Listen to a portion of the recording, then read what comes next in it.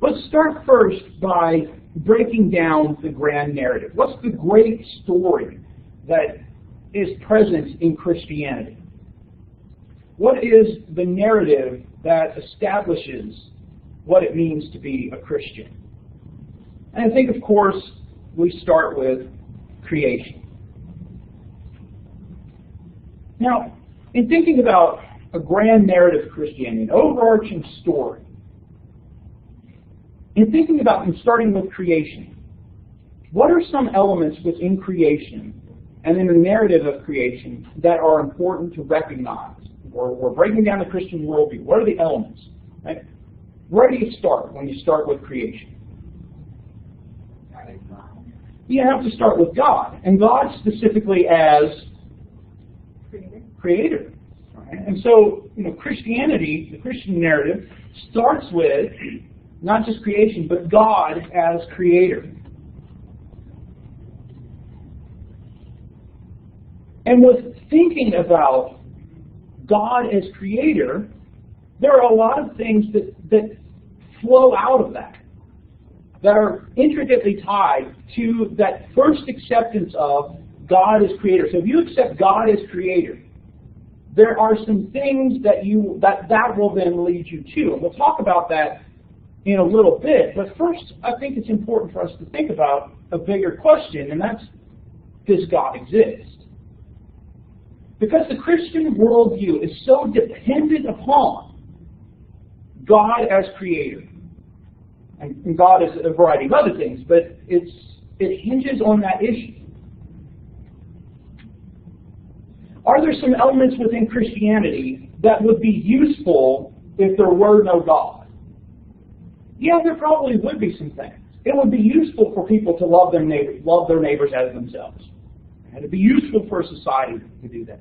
It'd be useful as a society for people to be forgiving, compassionate, loving. But the Christian worldview hinges those elements on the idea that there is a God that lives, exists, and created the world. But as we talked about in a previous class, saying God exists because the Bible says so doesn't get us very far, especially with people that don't believe the Bible's true. So, are there some ways to talk about God and God's existence and to think about God in a way in which we can be reasonably confident that God exists? From a standpoint of, right, it's not just because the Bible says, there are some things, some elements, there are some clues to God. I think that, as a Christian, if we honestly take a look at what the Bible teaches us in our own personal experience, we'd have to say, honestly, God does not overwhelm us with His presence. That the world around us, while it might speak to the existence of God, is not so overwhelmingly indicative, where we can be 100% sure in communicating to someone else. In such a way, the prime example of that is, or the prime reason we can say that is, people doubt the existence of God. If God were so evident in the world, it would overpower people where they couldn't believe God didn't exist. But even when we look in the Bible, we can see that that's the way God operates. God only rarely overwhelms people with proofs of His existence. A good example of that would be the apostles. The apostles, when you read the last chapters of the Gospels, couldn't doubt they encountered Jesus. And now, of course, I'm taking this as historically reliable, right? So I'm taking some things for granted here. But thinking if the Gospels are true, they couldn't doubt Jesus had resurrected because they had encountered Him, they had touched Him, they had eaten with Him, they had spent time with Him. But a lot of other people could doubt Jesus rose from the dead. And so this idea of God overwhelming us isn't true. So instead, what we have are what we might call, externally from the Bible, clues to the existence of God. Here's some that people have pointed out that I think are pretty reasonable, pretty good clues to accepting God's existence outside of, as a separate way to think about the Bible. First of all, is everything in the universe is contingent. What does that mean? It means that everything relies on something else for its existence. And everything we encounter in the world. You are not a necessary being. Your existence is not necessary, meaning that you had to exist. You exist because of the people that created you physically. That there was a male and a female involved in your creation. Trees exist because seeds were planted. So we have cars because people made them. There are no necessary beings in our physical universe. They all come from somewhere. Why would the universe itself not be contingent? That it had to come from something else. That there has to be a being that is non-contingent. That there is a necessary being that started this. Now again, it'd be very easy for an atheist to try and take that apart, but in general, as we think about it, everything in this world is contingent. Why wouldn't the universe itself be? Secondly, within nature, there are constants that exist in our universe that are necessary for life to exist. Gravity. Gravity has to remain fairly constant for us not to fly off the world, right? Physics trusts that there are constants in the world, in the universe. A lot of these demonstrate, the fact that there are constants that exist demonstrates design. Now the response, of course, would be, life exists because it just so happens that there were the characteristics for life to exist. That would be the response of someone, a naturalistic approach. Right? That we exist because conditions were just right for life to exist. And so in one sense, we'd say it demonstrates design. On the other hand, they'd say, well, no, it just happened that the conditions were right. Well, let's just think about it.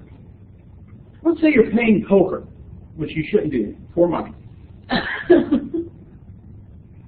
And someone just happens to deal themselves 4 aces in poker 20 times in a row. Would you accept that he wasn't cheating? That he just happened to deal himself 4 aces 20 times in a row?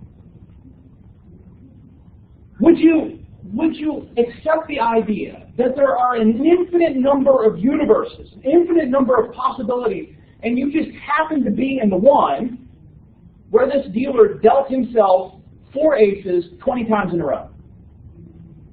Most of us would say no. Right? There's got to be some sort of cheating. Let's say firing squad. Most places don't have a firing squad. You can still be executed by firing squad, I believe, in Utah. Firing squad, 50 skilled markspeople, right? Skilled at shooting. They're shooting at someone to execute this person 6 feet away, and they all miss. That there was no conspiracy. Would you believe that there was no conspiracy? Most of us say no. There has to have been something, right? Something hinky going on, right? Something that's not on the level. So if we look at it that way, why not think about the fact that all these things are constant because they were designed to be, not that it just happened to be. How about the regularity of nature? We tend to reason inductively. Not all the time, right? Sometimes there's deductive reasoning, but when we look at different things as they happen and draw general principles. It's even done in science. But once we have that inductive principle, we assume that it's true. Right? The assumption is that tomorrow, water will boil at the same temperature as it boils today. Why would this be so? Why assume that it's the case? Right? Why do we assume that nature is regular? Why do we have a sense of beauty? Now again, all sorts of explanations would be developed, could be developed, responses, people trying to address this, saying, oh, well, we just have beauty because socially we've developed culture. Well, yeah, what we think is beautiful is going to vary by culture, ethnicity, and race, and nationality, but there are senses of beauty. We have, as a species, aesthetics. What is beauty? What is beauty if it's not a sense imbued in us by a Creator?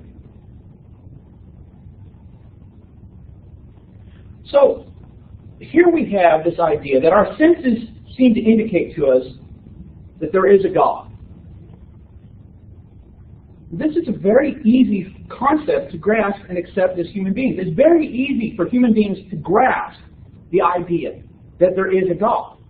Yet, if we took a solely naturalistic approach to this, we would have to say that something happened back in our species development, that it made it better for human beings to survive, to believe in God. I mean, that would have to be, the naturalist evolutionist assumption would be that there is a belief in God because it evolved and made us better as a species for survival. So, if we can't trust our senses to tell us the truth about God, how can we trust our senses to tell us the truth about anything? When belief in God is a very easy concept to grasp through our senses. So, the atheist, the naturalist, assumes our senses are wrong about God. You're wrong.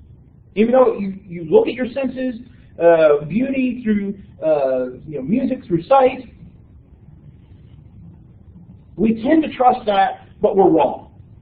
Well then, how can we be right about science? About reason? How can we trust reason if we can't trust our senses? But we tend to trust our senses, right? We tend to think that if we see something, it really is there. If we hear something, there really is something producing it. So wouldn't that indicate that perhaps there was a God who made us in such a way that most of the time, all things being equal, we can trust our senses?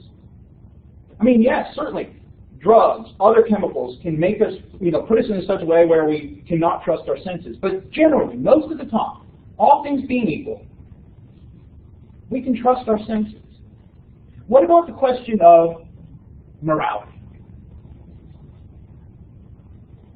Now, here again, the naturalist, the atheist, would argue morality is a concept that has been developed by society. It is a concept used for social control, right? So civilization does not devolve and break down. But when we think about that, and atheists have had problems with what is called moral proof for the existence of God for centuries, that they feel that it doesn't prove the existence of God. But still, let's think about it. The naturalist, the atheist, would have to argue that any sort of morality, because it is socially constructed, is relative. Right? It's not absolutely true. It is relative based on the society. And they would point to a variety of societies and say, look, in this society, this particular action, let's use polygamy. In this particular society, accepted. In this particular society, not accepted. In this particular society, it's okay to do this thing. But in this other society, it's not. So morals are relative. Okay? Do women have rights? Do women have human rights? Sitting here today, most of us would say, yeah, yes, of course. There are some societies that don't believe women have human rights. So who's right? We say, oh, we are. Why? Why are we right about women's rights and other societies are wrong? Isn't that just an essential prejudice that somehow we in the West have a better concept than some of those cultures where women don't have human rights? If morals are relative, animal rights. Should animals have rights? There are people that would say, yes, animals should have rights. Other people that say, no. Should stronger animals be held accountable for violating the rights of other animals? The stronger cheetah that takes apart the gazelle, should that be held accountable? Now, I see a lot of smirks, right? Understandably so, right? We think that's ridiculous. But why then should stronger human beings be held accountable for violating other humans' rights? If we are simply animals, just of a higher order, why should we hold other people accountable for moral failures in society? Why are human beings not allowed to act according to their animal nature if they're just a higher evolved animals? Well, it's not good for the species. Says who? Maybe it would actually be better for the species if the stronger human animals were allowed to go out and wreak havoc.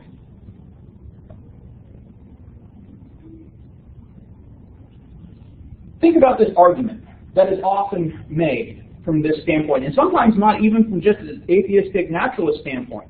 No one should impose their moral views on others because everyone has the right to find truth inside her or himself. Right? That idea is promoted in our culture. Maybe you hold that today. But think about it this way. What about ISIS?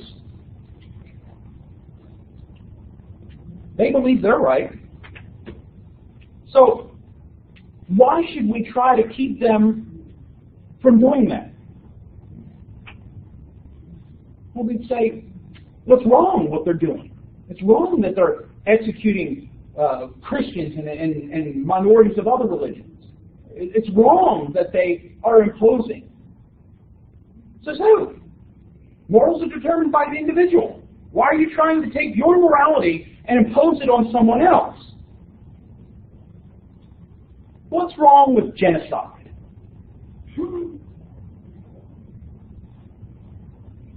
You see, when we come to these kind of things, women's rights, ISIL, genocide, it's not just about these things are impractical. It's impractical to oppress women, might be the response. But it's impractical. Right? Society's better when women have rights. Which is true, I think. But as far as a moral argument, people don't hold that. They believe it's wrong. Genocide is not just impractical, it's wrong. But if there is no moral sense endued by the Creator, it is not wrong. It's simply wrong because society says it's wrong. Yet nobody is a moral relativist in practice. They might claim moral relativism, but when you get to something like genocide, nobody's going to just say it's impractical. They will say it is wrong. And if it is wrong and not just impractical, that is a universal. And if there are universals in our society, where did they come from? So while a lot of people will try to say the moral proof doesn't help us that much, I think it really does tell us a lot of things about the existence of God. I think we can be relatively certain that God exists. And that while He doesn't overwhelm us with His existence, there are a lot of things that point us in that direction. We'll pick up on Wednesday, talk more about the breakdown of the Christian worldview, and get into discussion of Christian values.